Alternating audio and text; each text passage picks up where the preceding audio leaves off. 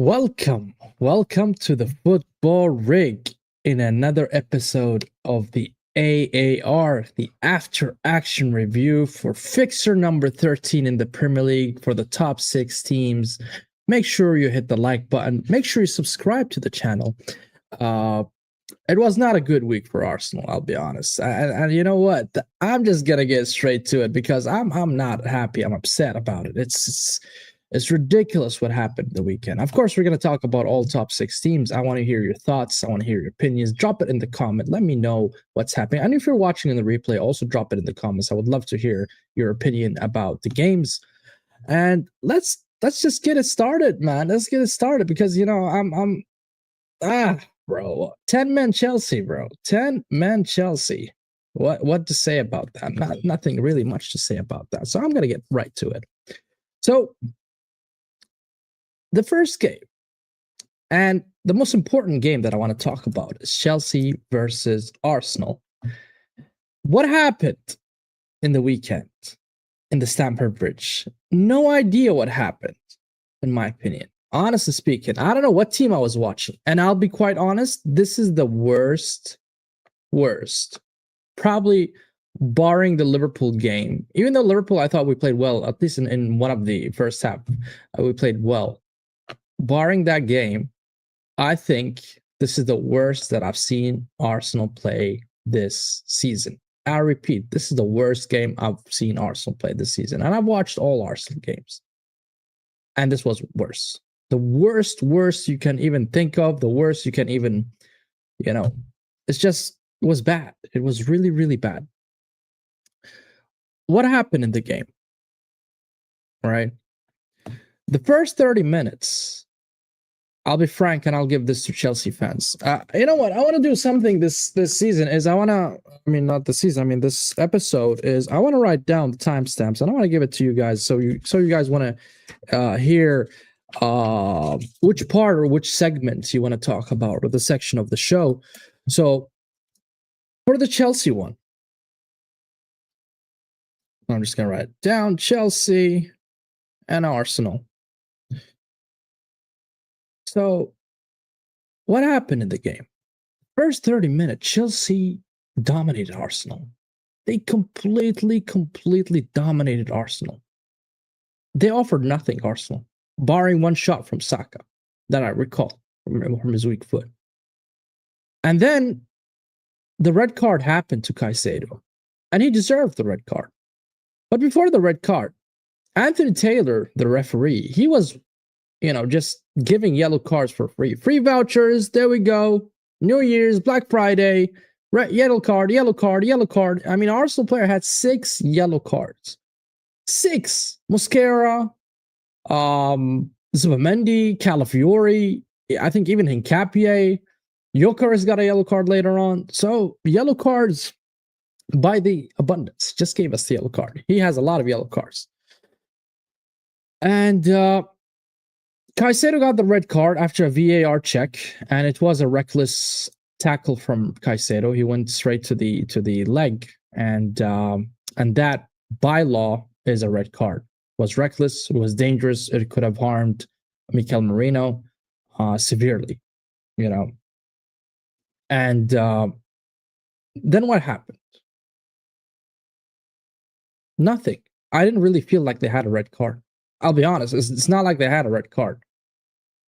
I did not feel that they are playing with 10 men. The first half went and finished. Nothing really remarkable that first. Probably one shot from Martinelli after a good 1-2 pass. He got a shot, but Sanchez saved it. After that, the first half came. I said, okay, this is now the second half. We hit the dressing room. Arteta has talked to his players. He has a certain tactic. He has a certain plan to implement. And nothing. Just nothing. Oh my God. We looked awful. And Chelsea just pressed us and they managed to get a corner. And after the corner, they scored. They scored from a corner. Chalobah scored the corner. I'm like, what the fuck? What's going on here? And I was like, what? Zubimendi was awful. Eze disappeared. I didn't see Eze. Nothing from Eze. And this is where, and also the shock for Arsenal fans is Saliba was not playing as well. For some reason, he didn't feel comfortable. This is what I heard after the match, that he didn't feel comfortable. So that's why he was dropped from the squad. It looked awful. Rice had to go back and support the defense because Mosquera and Hincapié really did not look confident. And I was not confident with that. I don't know. Some Arsenal fans were confident with Hincapié and Mosquera. I was not I was not comfortable. I was not confident or comfortable with that defense. Oh, Reece James played very, very well. But I want to talk about the players that didn't perform very well. Mikel Merino. Mikel Merino, aside of the goal, so I mentioned Eze, I mentioned Eze a minute. They had an awful game. I'm being serious. They had an awful game. But Merino, barring the goal, what did he offer?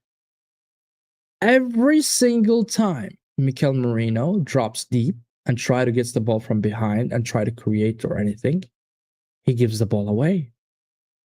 He literally just gives the ball away easily, and we have to go all in defense mode again. I mean, I understand the guy is clinical and sometimes, he scores and all that stuff, but if I'm being frank, he offered absolutely nothing. Now, Arteta decided to swap or to sub off Calafiori and play Skelly. I think it's a good decision, but even though Calafiori, I thought he was better on the ball. However, let's just agree to disagree. Let's say that Skelly is the right choice. But why did you wait to get in Gyökeres? And why is Merino still on the bench, on the pitch? It doesn't make sense to me. I know he scored. But I think, even though Eze disappeared, I think a brilliant moment or a moment of brilliance from Eze would have changed the whole game. Because that's the type of player Eze is. I disagree with, getting him out and subbed off. Honestly speaking, I was totally against this. And the other substitution that I didn't agree with is Noni Madueke. I genuinely don't understand why would we play Noni Madueke on the left. The guy offers nothing from the left. I don't know what era Arteta's playing in, where you play a left foot in a left wing. It's just not working. It is not working for Arsenal. And that's, for me, a game in, game out, we're seeing this, and Arteta is not realizing what is going on here, man. The substitutions were awful. If we won the game, I would say, okay, Arteta, you've done, your subs correctly, but they've not. You've not managed to win against 10-man Chelsea for 60 minutes. Chelsea was one man down since the minute 30 or 33 to be exact. So you had 60 or 57 minutes. 60 minutes. You had 1 hour to win against 10-man Chelsea, and we couldn't win. We couldn't. So now what? We get the goal from Merino. Give him props for that. And that's the only positive thing from Merino today. Yesterday. That's the only thing you can say about Merino, that he scored a goal. That's it. What did he offer? Absolutely nothing. Absolutely nothing. And you have Gyökeres on the bench, and you have Gabriel Jesus on the bench. If they're not ready, if they're not fit, why are they in the bench? To give you solutions, to give you different dynamics to implement, on the pitch. Gabriel Jesus would have played in the left wing for me. Why would I play Madueke? Why didn't play Gabriel Jesus? For me, I would rather play Gabriel Jesus rather than Noni Madueke. I don't know about you guys, but for me, definitely I would play Gabriel Jesus over Madueke on the left wing. 100%. 100%. And didn't you guys had a closed door game just to get him back on fitness? So what's going on here? Now, we're sitting 5 points ahead of City. And we're going to talk about the table. You know what? I'm not going to mention anything about the table. But overall, awful performance from Arsenal Football Club against Chelsea. And we got to give Chelsea the credit. Reece James was phenomenal. He bossed that midfield. Reece James offered by himself what Zubimendi and Eze failed to offer for Arsenal Football Club. And the guys who or the people who are saying Cucurella is going to pocket Saka, just sit on the floor, man. Just sit on, relax. The likes of Daniel who's saying Cucurella will pocket Saka, man. Just relax. Relax a bit. Just relax. Just chill. Just chill out. Chill out.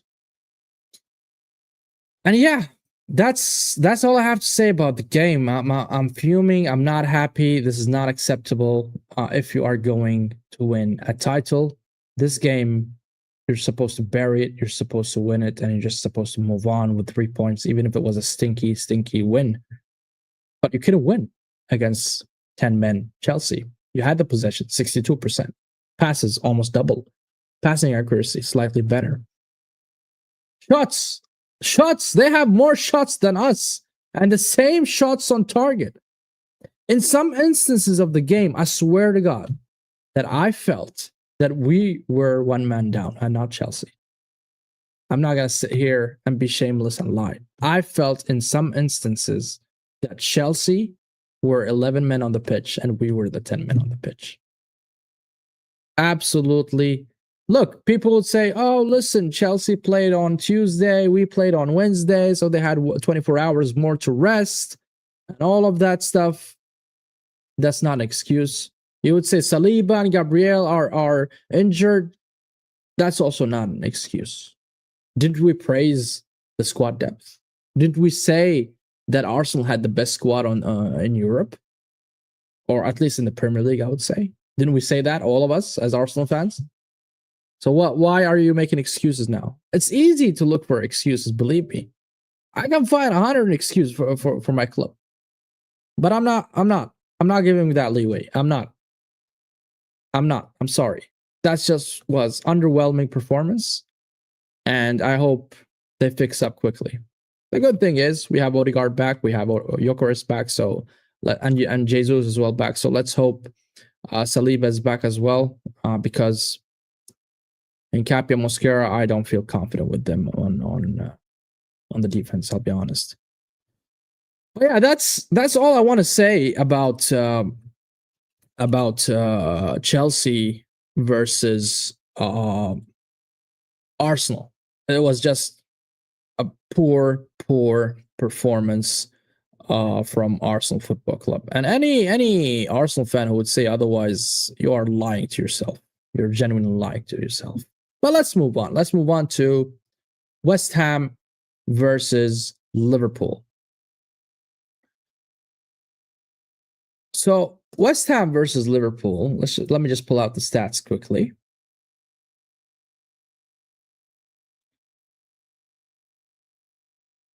Liverpool finally kept a clean sheet. They finally kept a clean sheet. They won 2-0. They looked better. And honestly speaking, the best player that I've seen from Liverpool, I mean, I know because of the GA, Gakpo got the man of the match because, he got an assist and a goal. So obviously he's going to get the man of the match. But for me, it was Gomez. Joe Gomez. Aside of him being so sound defensively and also offensively, he offered some good passes coming up front, the overlap, the underlap, all of that stuff.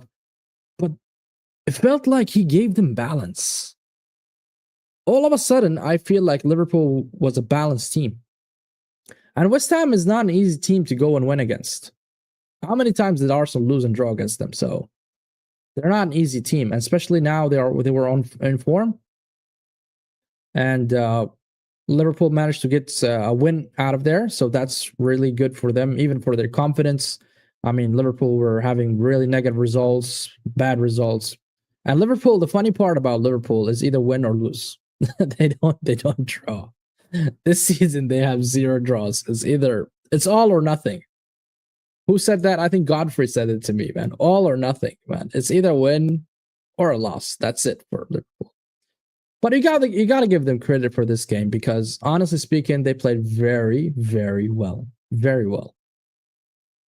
Verts looked so good, even though he didn't score or assist. Isak got his first goal. And aside of the goal, he had a semi bicycle kick around the minute 20, and he could have scored early.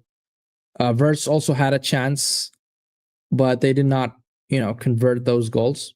But around the minute 60, Verts finding Gakpo between the lines, and Gakpo assisted to Isak, and that's the first goal for Isak in the Premier League. And I think that's very important for Isak from an individual perspective because the player was not looking so good for a £130 million striker, and you were one of the elites last season. You were compared to Haaland. You were, right in the top echelon of the teams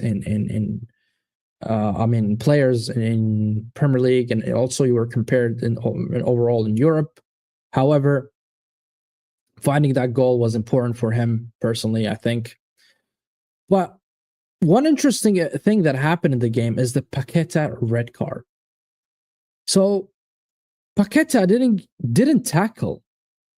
I don't know who tackled, but Paqueta was upset with the decision. He was like, well, what the fuck, or something like that. He raised his hand, and the ref deemed it disrespectful, so he gave him his first yellow.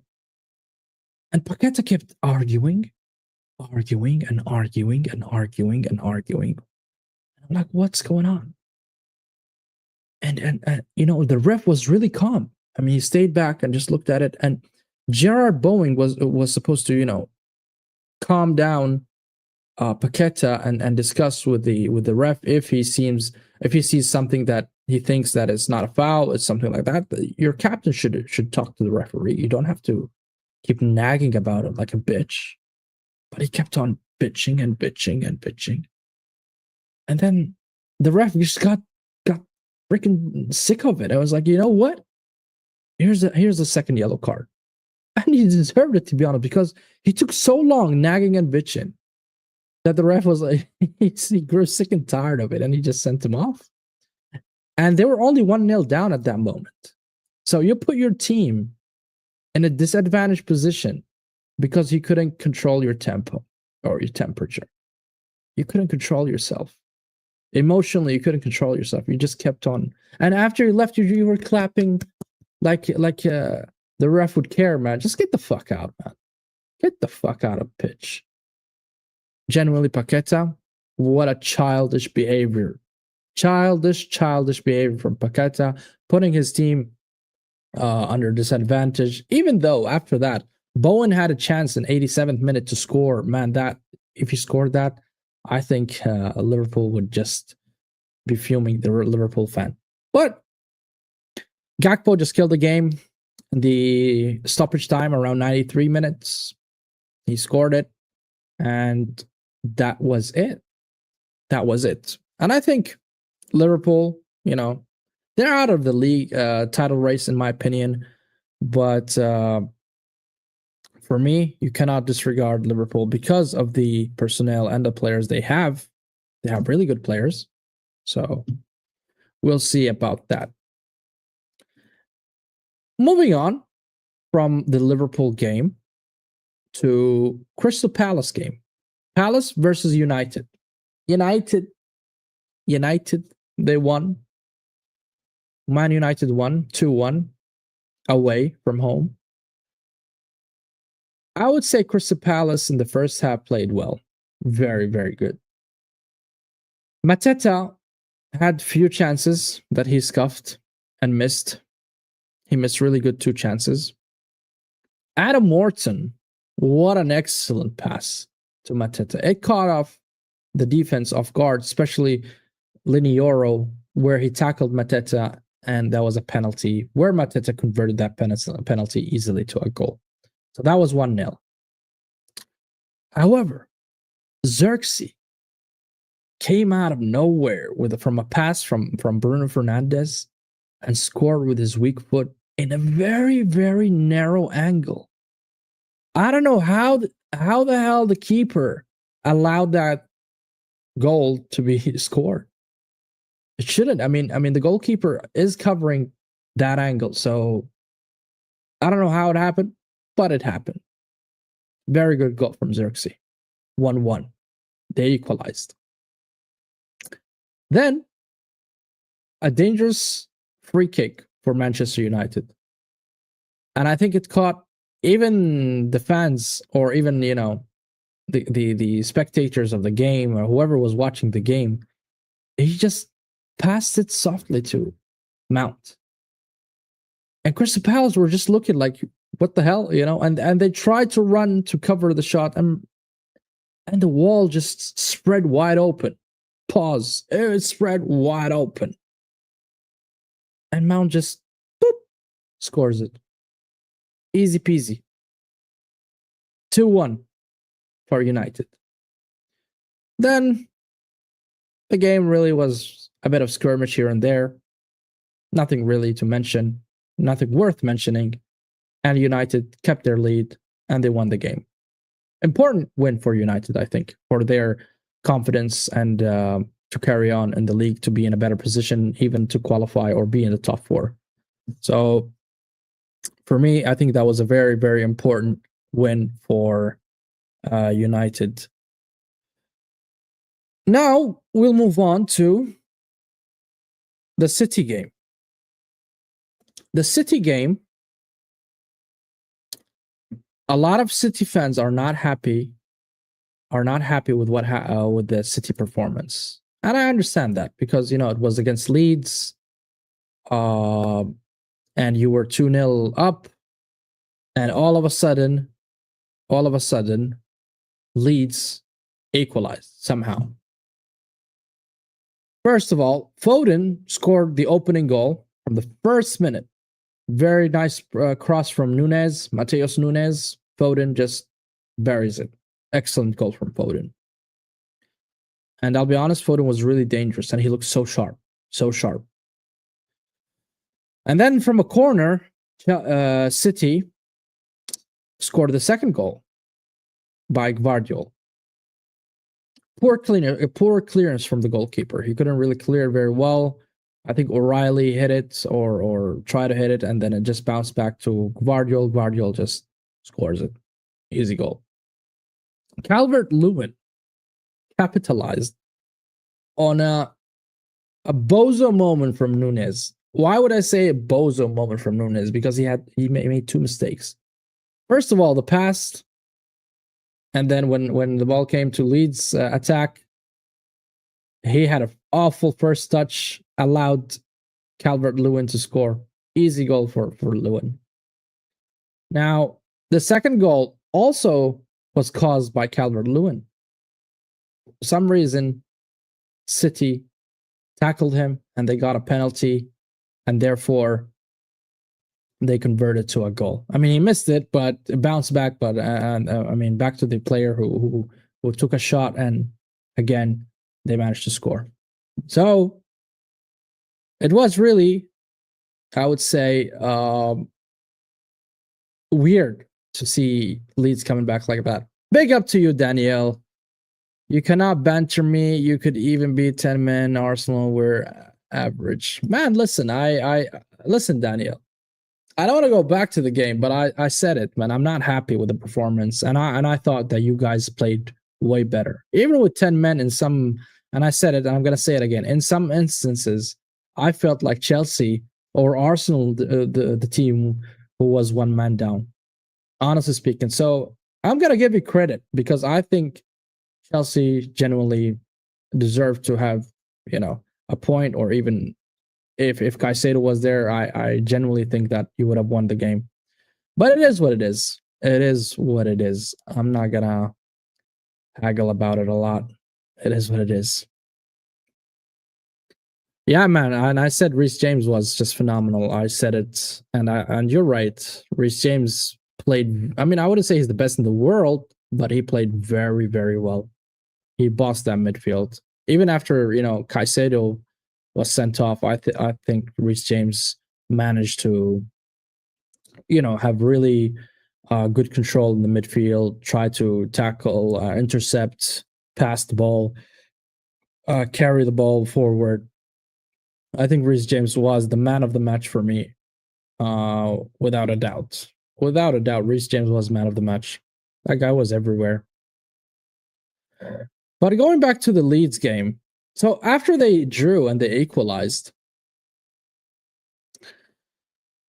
Foden disappeared the whole second half. He had a very excellent first half. Second half, he disappeared. And then in the last minute, not even last minute, it was 90th minute. The ref gave 10 minutes in stoppage time. He scored the winner. So Foden got man of the match. Even though, if you look at the stats right in front of you, shots on target, possession, it's all in City's favor. And I think also Rangers had like a couple of chances and he couldn't really convert them to goals. So what is the key takeaway from this game? Is City need to really be more clinical. When you're 2-0 up and you're still controlling the game, then kill the game.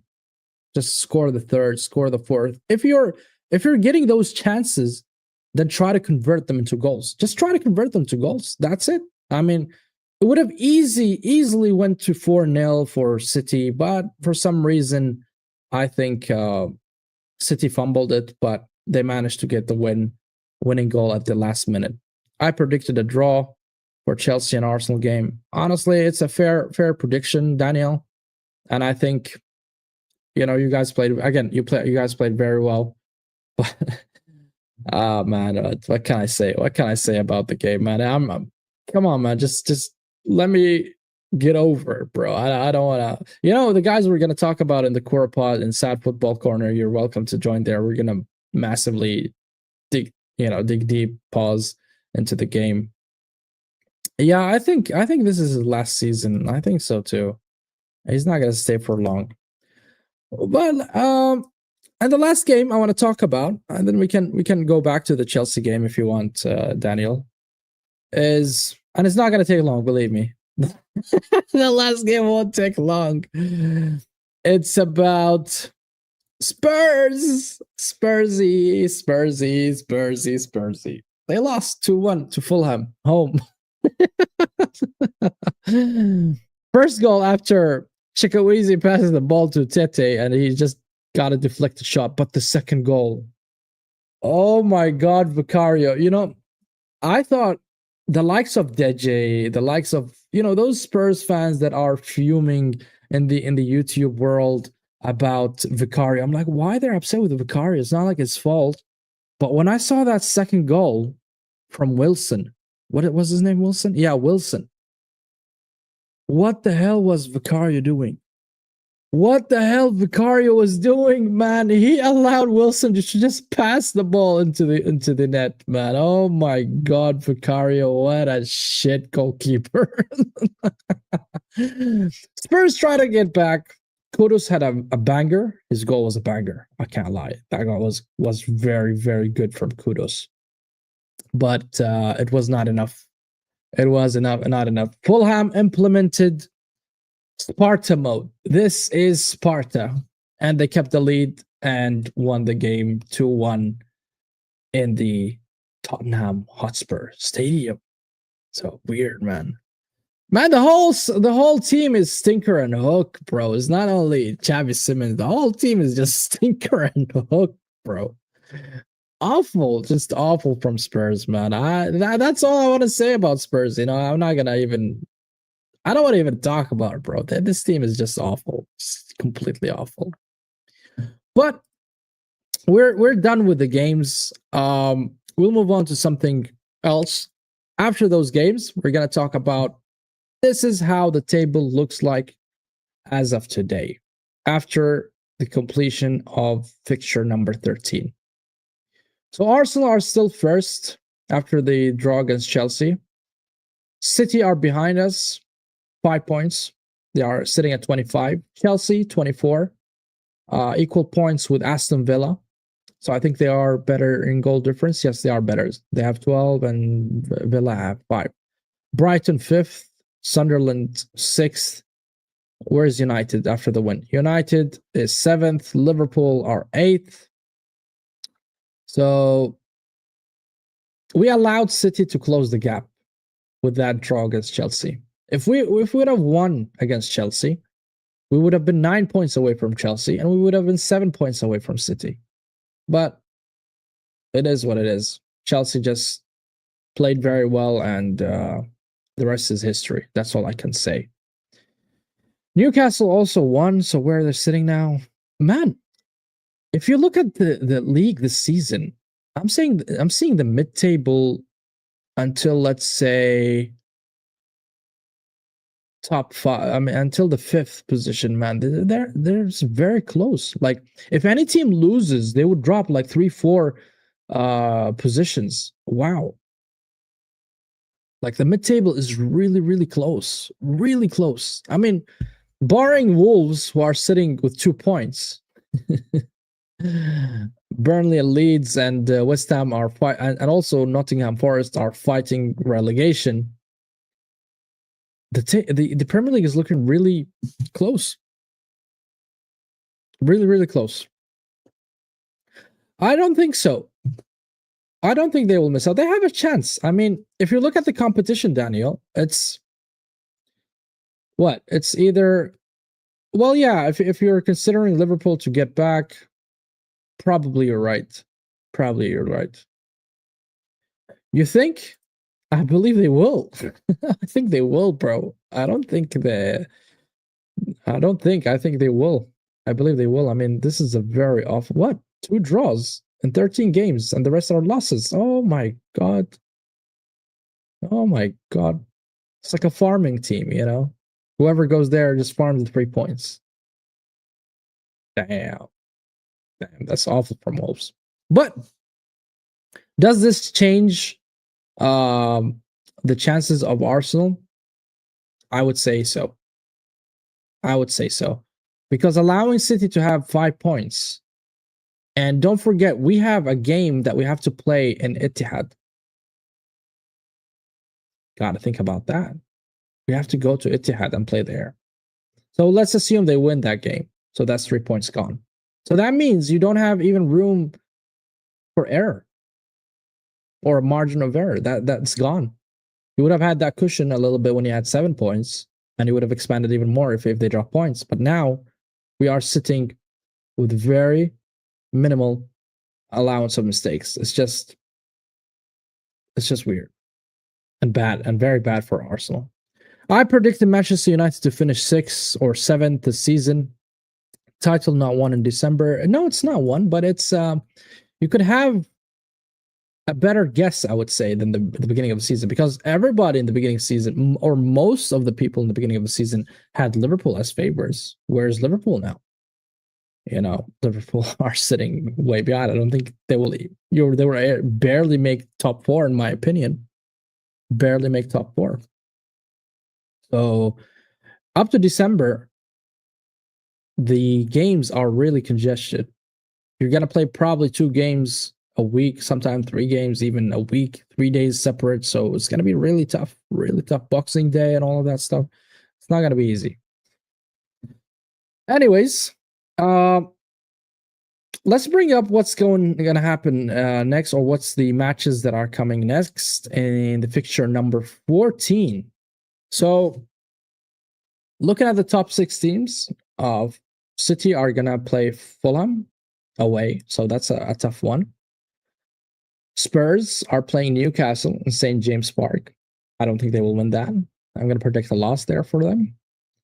Arsenal are going to play Brentford. This is relatively easier, I would say. We should win that. Liverpool against Sunderland. I think they will win that. United versus West Ham. I think they will win that. And Chelsea playing away against Leeds United. I think they will win that as well. So from the top 6, who do I think they will drop points? Obviously Spurs, because they're Spurs. And I think maybe, just maybe, if they play, Fulham plays the way they play against Spurs and set up, this is Sparta mode, I think they can nick a draw against City. I wouldn't say they will win, but maybe they would nick a draw, and they would do us a huge favor if they do. They would do us a massive favor if they drop points. If City drop points against Fulham. But yeah, that's, I would say, it when it comes to the AAR show, the after action review. Guys, don't forget to hit the like button. Don't forget to subscribe. Turn on the notification bell button so that you receive an alarm when we go live. And yeah, Chelsea just ruined my weekend. Chelsea just, they played well. That's all I can say. And Arsenal didn't really play well, even though against 10 men. I would give them their props. I would give them, credit for doing what they did. And I think Chelsea are slowly becoming a very, very serious team. A very serious team. All the players that they bought, the youngsters, the talents, the potentials are coming into fruition. Caicedo, Enzo, Estevao. I think now we are seeing a very, very strong Chelsea team. Very strong Chelsea team. I don't think you will win easily against them, and I think they will be here and there when it comes to contesting and competing in the Premier League.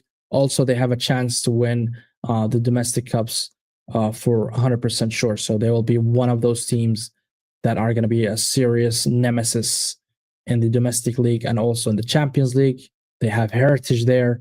And every time they win the UCL, they were never, ever favorites in the UCL. And yet they won 2 UCLs. So, and yeah, that's it, guys. Again, I don't have to remind you, hit the like button, subscribe. And on that note, stay safe and have a lovely, lovely evening for the rest of the day.